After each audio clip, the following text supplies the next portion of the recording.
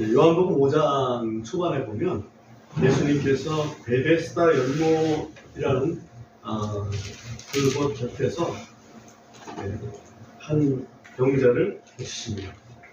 38년 동안 치유를 받기 위해서 기다리던 병자를 고치십니다. 그런데 그 일이 있고 나서 유대인들이 주님을 죽이려고 했습니다. 두 가지 이유가 있었습니다. 하나는 여러분이 잘 아시다시피 예수님께서 그 병자를 고치신 날이 무슨 날이에요? 안식일. 그래서 예수님은 안식일을 어기는 사람이다. 안식일을 어기는 사람이 껍적거리는 거 우리가 도저히 못 봐주겠다. 두 번째는 왜 안식일날 이렇게 일하고 자빠졌냐? 그렇게 유대인들이 물으니까 예수님께서 대답하시기를 아버지께서 지금까지 일하시기 때문에 나도 일하는 것이다 라고 대답을 하셨습니다. 그러니까 유대인들이 하나님을 제 아버지라고 얘기한다고 그게 더 거슬렸어요. 그래서 그냥 살려둬서는 안 된다. 이러한 그 입장이 됐습니다. 그때에 예수님께서 하신 말씀이 이 내용입니다. 그때에 그런 배경에서 하신 말씀이 이겁니다. 어떤 말씀이냐면 하나님께서 아버지 하나님께서 나에게 그 일을 주셨는데 그 일은 뭐냐면 죽은 자를 살리는 일이다. 죽은 자를 살리는 걸 뭐라? 죽은 자가 살아나는 걸 부활이라고 하죠. 그러니까 부활시키는 일을 아버지께서 내게 시키신 일이다라고 하는 그런 그 의미의 말씀들을 하고 계십니다. 한번 좀 생각해 봅시다. 구약의 배경을 가지고 신약 예수님 오시기 전에 구약의 배경을 가지고 부활에 대한 믿음을 표현한 사람들이 누가 있었을까? 이 사람. 여럿이 있는데요. 그 중에 이제 하나가 욥이라는 사람입니다. 여러분 욥기 19장을 한번 잠깐 펴주십시오.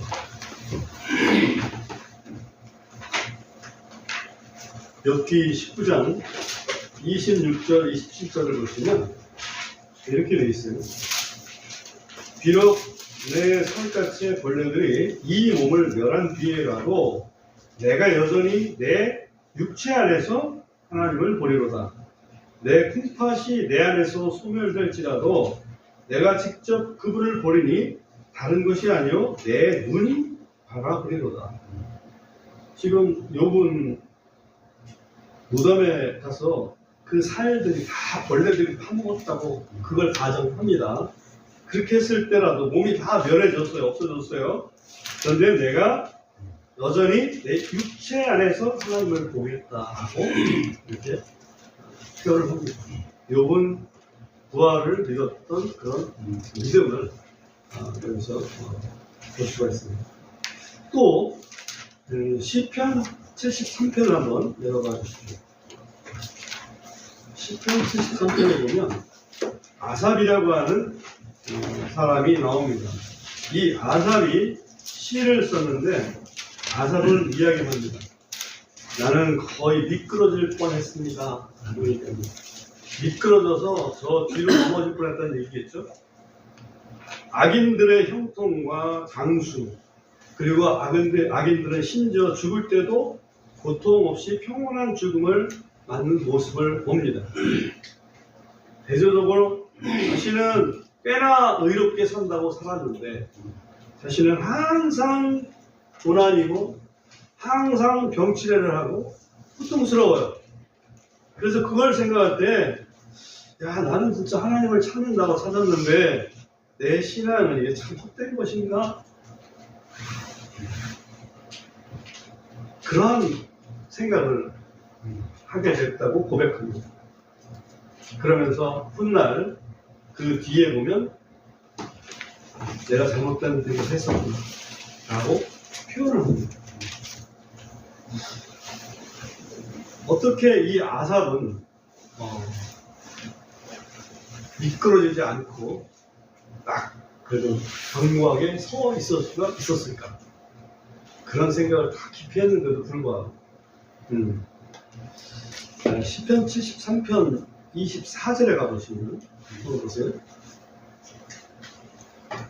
주께서 주의 권고로 나를 인도하시고 나중에는 영광에 이르도록 나를 받아주시리이다. 나중에는 영광에 이르도록 나를 받아주시리이다. 언제 나중에? 이 사람은 지금 다 죽어가고 있는데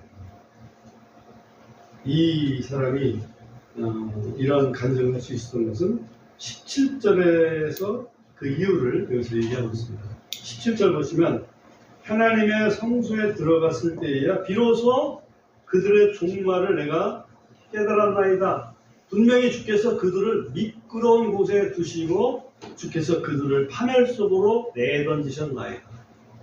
그러니까 내가 미끄러질 뻔했는데 실상은 성소에 가보니까 그들이 미끄러운 곳에 있고 마침내 그들은 파멸 속으로 내던짐을 당하게 될 것이구나 하는 것을 깨닫게 됐다는 얘기죠.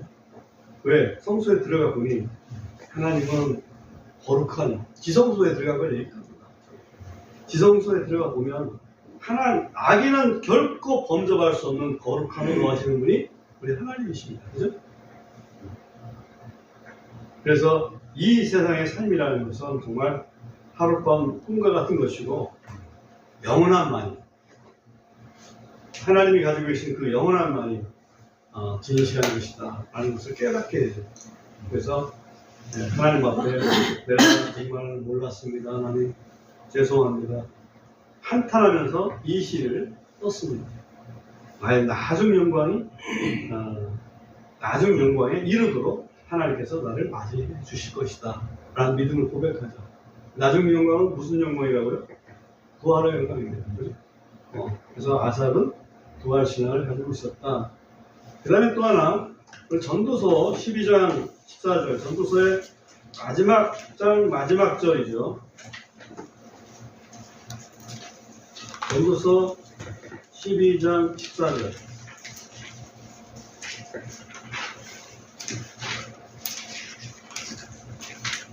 같이 읽어볼까요?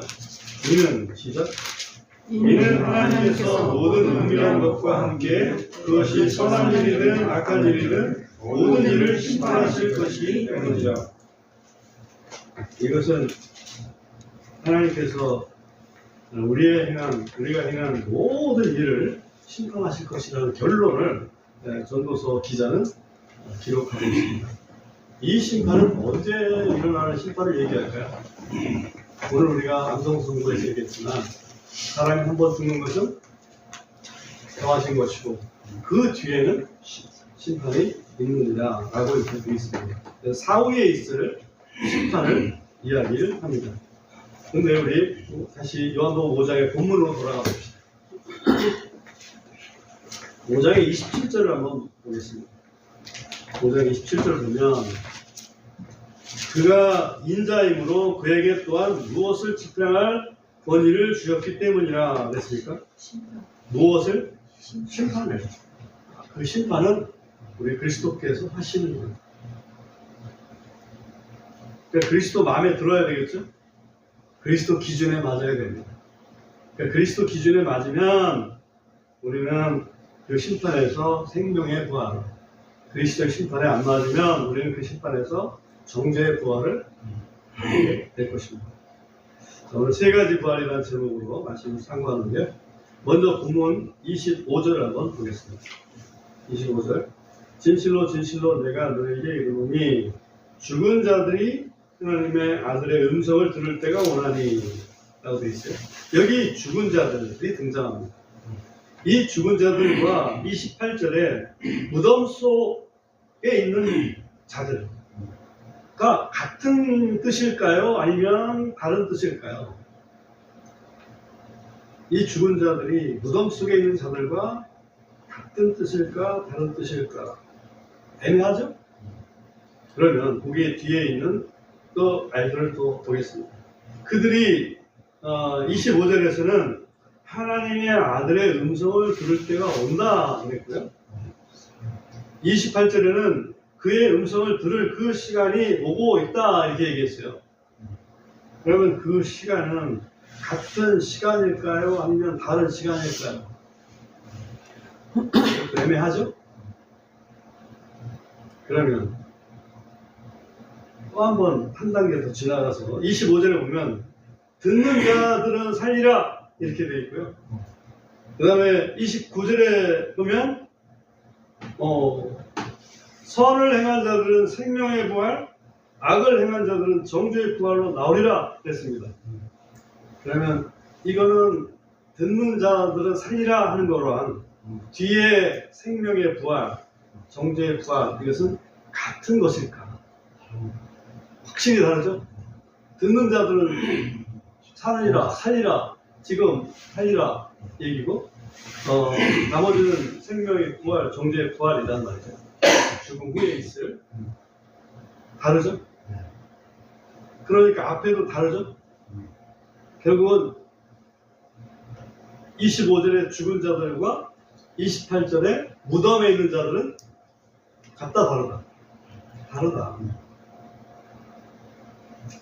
25절에 죽은 자들은 이 땅에 살아있지만 영적으로 죽어있는 사람을 의미합니다. 영적으로 죽었다는 얘기는 하나님과의 관계가 끊어진 상태를 의미합니다. 이사야 예언자는 이렇게 얘기하죠. 너희 불법들이, 너희 범법들이, 너희 죄와 허물들이 하나님과 너희 사이를 냈다. 그죠? 하나님과의 관계가 끊어지는 것은 우리의 죄 때문에 그러합니다.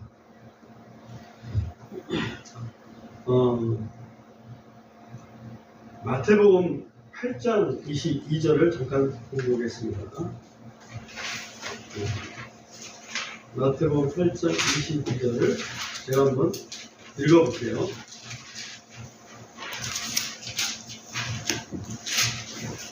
그러나 예수님께서 그에게 이르시되 나를 따르라. 그리고 죽은 자들이 자신들의 죽은 자들을 장사 지내게 하라. 어떤 제자가 예수님한테 내가 먼저 예수님 따르기 전에 내 아버지를 장사 지내게 허락해 주옵소서 라고 얘기했더니 예수님 하시는 말씀이 넌 나를 따르라. 죽은 자들이 자신들의 죽은 자들을 장사 지내게 하라 했단 말이죠. 뒤에 장사 지내야 될 대상은 육신적으로 죽은 자들이 맞죠? 근데 그 육신적으로 죽은 자들 장사 지낼 사람은 죽은 자들이라고 표현했단 말이에요.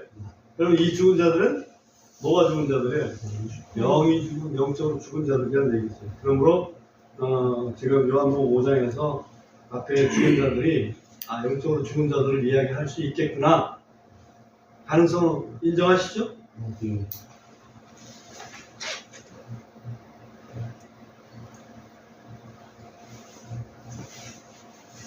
또 한 군데 더 보겠습니다. 에베소서 2장을 보겠습니다. 에베소서 2장 1절. 정말 중요한 구절이니까요. 함께 읽어보겠습니다. 에베소서 2장 1절. 같이 읽겠습니다. 또 시작. 또 그분께서 범법하여 죄들에서 죽었던 너희를 살리셨으니. 여기 보면 너희를 살리셨다고 그랬는데 너희가 죽었었다 이렇게 얘기하고 있죠. 지금 에베소 교회 성도들한테 사도 바울이 편지를 하는 겁니다. 죽었던 너희를 살렸어. 그분이 예수님이 왜 얘기하는 거예요? 뭐가 죽었다는 얘기예요? 다시 말하면 영이 죽었다는 얘기죠.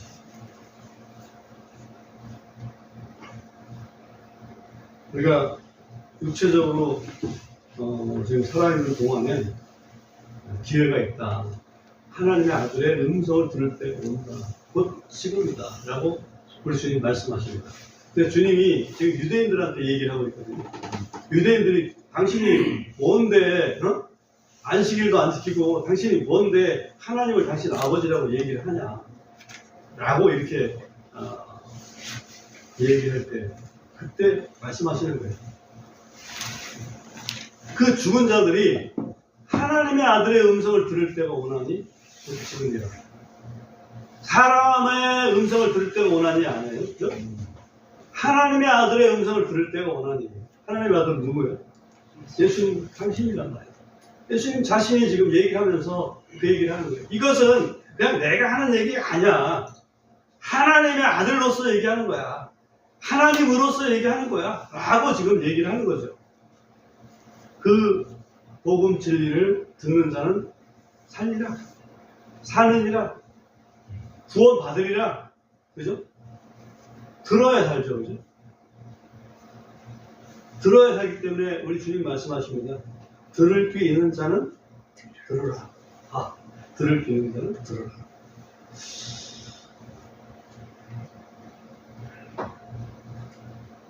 뭘 들으라는 얘기죠? 복음을 들으라는 얘기인데, 그래서 우리는 이제 우리의 혼이 지성과 감성과 의지 이 세 영역이 있잖아요.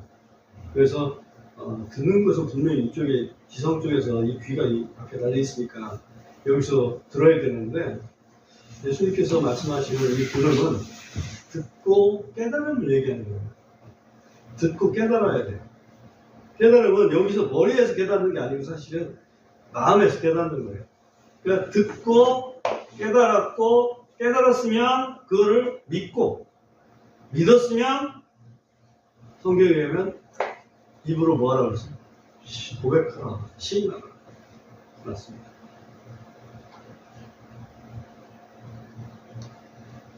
듣는 자는 상관하리라. 그 얘기는 듣고 깨닫고 믿는 것. 그것이 이제 그 다 의미를 합니다. 굳이 단계를 한번 나누자면 저는 그렇게 생각합니다. 이게 다 그렇게 마음에서 다 이루어지지만은 그거는 우리의 지성과 감성과 의지적인 그 차원으로 조금 좀 확대 해석을 해서 본다면, 들으라 이 말은 내가 뭔가 새로운 지식 정보를 얻는 거예요. 그죠? 새로운 지식 정보를 얻습니다. 뭔 정보 했더니, 야, 너는 죄인이야. 너 그대로 있으면 너 죽어. 죽으면 심판받아. 심판받아서 지옥에 가. 그런 정보예요. 그런데 그리스도가, 하나님의 아들이 너의 모든 죄를 다 짊어졌어. 그래서 나를 의지하면, 나를 믿으면 너의 죄가 다 용서받고 구원받을 수 있어. 새로운 정보죠.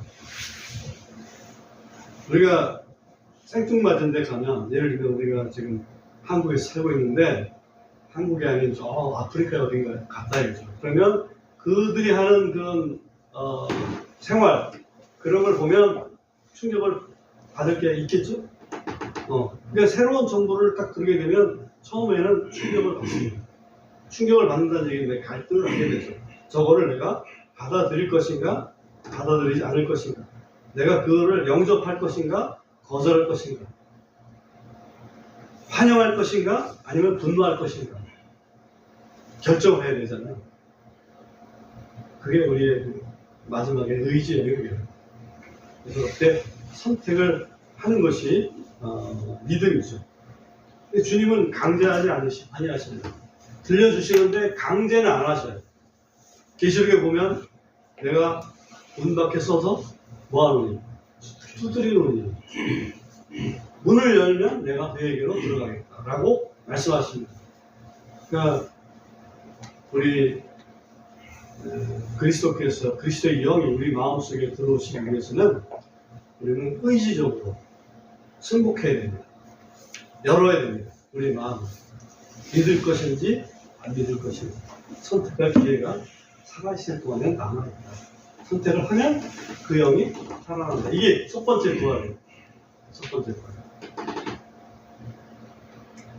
그 다음에 나머지 두 부활은 오늘 요한복음 5장 29절에 있는 것처럼 선을 행한 자들은 생명의 부활, 악을 행한 자들은 정죄의 부활로 나오리라 이렇게 되어 있어요.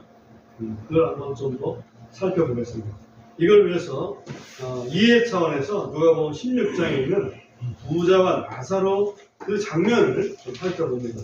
요한복음 16장 24절, 25절, 26절 세 구절을 먼저 보겠습니다. 이에 그가 소리를 지르며 이르되 아버지 아브라함이여 내게 긍휼을 베푸사 나사로를 보내어 그의 손가락 끝에 물을 적셔 내 혀를 식혀주소서. 이는 내가 이 불꽃 가운데서 고통받기 때문이니이다 하였더라. 그러나 아브라함이 이르되 아들아 너는 평생에 너의 좋은 것들을 받았고 그와 같이 나사로는 나쁜 것들을 받았다는 것을 기억하라. 그러나 이제 그는 위로를 받고 너는 고통을 받느니라.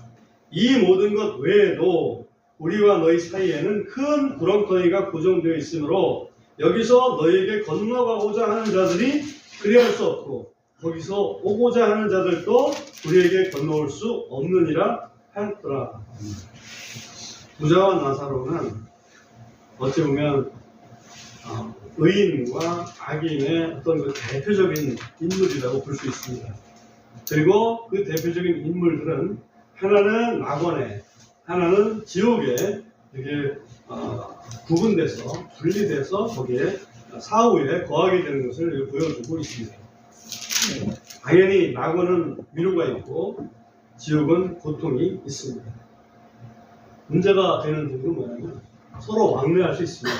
고통 당하도 위로도 받고 위로 받다가도 또 고통도 받고 그러면 좀 참아낼 수가 있는데 그 사이에 서로 왕래가 불가능한 뭐가 하나 있다고 했어요? 큰 구렁텅이가 가로놓여 있다. 이렇게 분명하게 말씀을 하고 있습니다.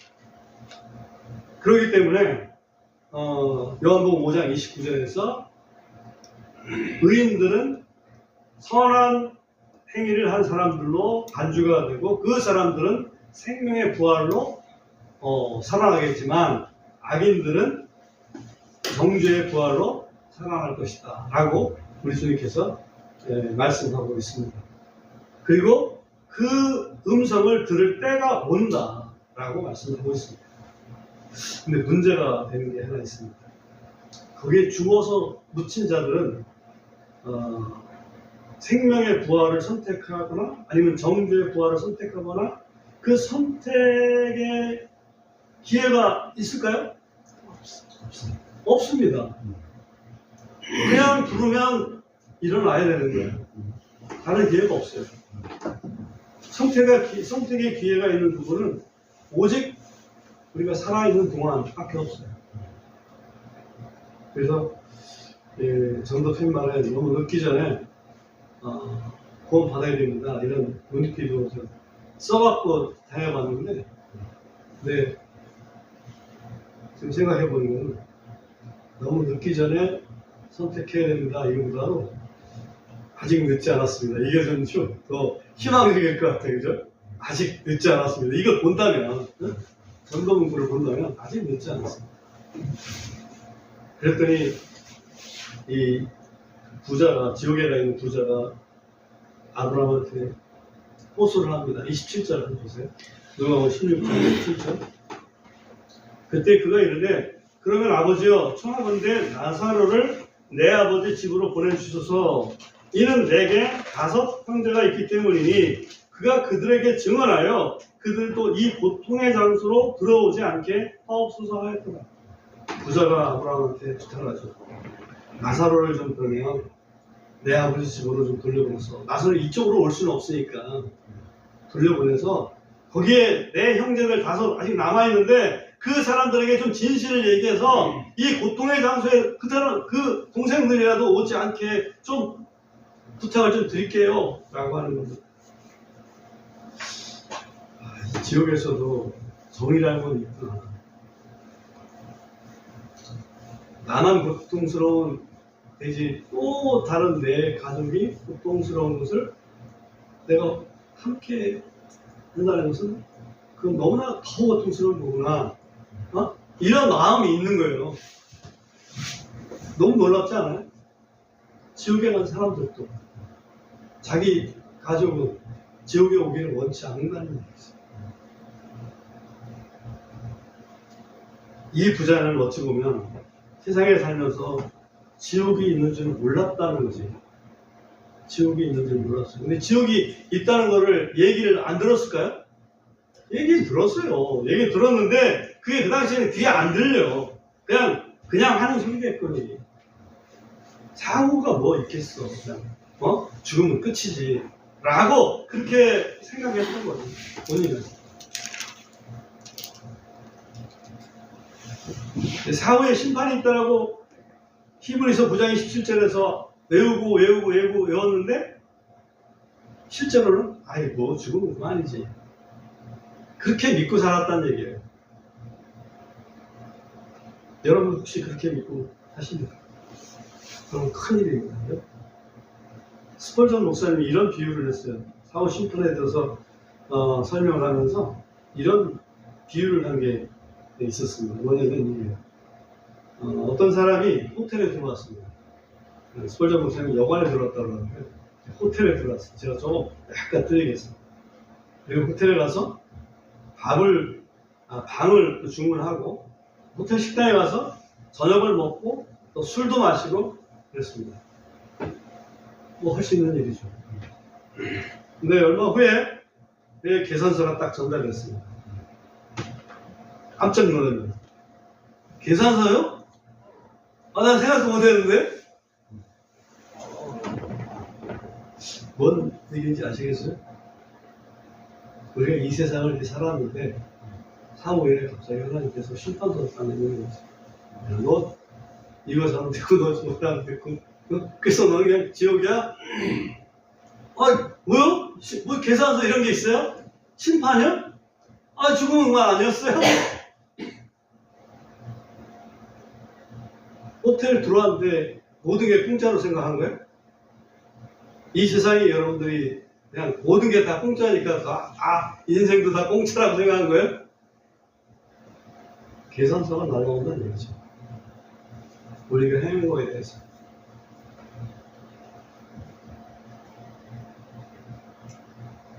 조금 우스꽝스러운 그런 비유였지만 부활이 없다고 믿고 사는 사람들, 죽으면 끝이라고 믿고 사는 사람들은 이 좀 약간 모자라 보이는 그런 순리하고 똑같아요. 이해가 되나요? 우리 요한복음 5장 24절을 한번 우리 본문의 바로 앞구절인데요. 요한복음 5장 24절을 읽고 정리해보겠습니다. 같이 한번 읽어보겠습니다. 진실로 시작. 진실로 내가 너에게 이르노니 내가 믿고 나를 보내신 분을 믿는 자는 영원한 생명이 있고 정죄에 이르지 아니하리니 사망에서 생명으로 옮겨졌느니라. 내 말을 듣고 예수님의 말씀은 복음 진리죠. 복음 진리의 말씀을 듣고 또 나를 보내신 분을 믿는 자는, 예수님을 보내신 분은 우리 하나님이죠.